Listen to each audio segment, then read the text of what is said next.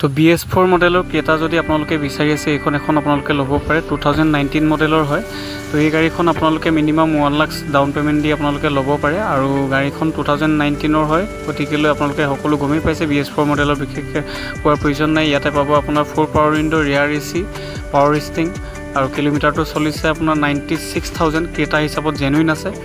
আৰু tyre condition মোটামুটি okay আছে তো এইখন গাড়ী আপোনালোকে সিল ইঞ্জিনত পাব এইখন গাড়ী আপোনালোকে ল'বলৈ হ'লে আহিব লাগিব যোৰহাট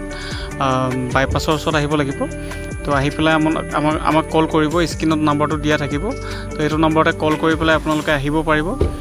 গাড়ীখনৰ হোণ্ডাৰ গাড়ীৰ বিষয়ে বিশেষকৈ কোৱাৰ প্ৰয়োজনেই নাই সকলোৱে গমেই পায় ইয়াতে ৰিয়াৰ AC পাব টপ মডেলটো নহয় কিন্তু টপ মডেলৰ দৰে হয় সকলোখিনি আপোনাৰ LCD ডিছপ্লে লাগি আছে গতিকেলৈ এইখন এখন ল'ব পাৰে BS4 মডেলৰ ক্ৰেটা যদি কোনোবাই বিচাৰি আছে 2019 ইয়াৰ প্ৰাইচ আহিব আপোনাৰ মই একেবাৰে দিব পৰা ৰেটটো কম যিহেতু অভাৰ এটা ৰেট কৈ লাভ নাই ন আপোনাৰ 6,40,000 এইটোতে মই দিব পাৰিম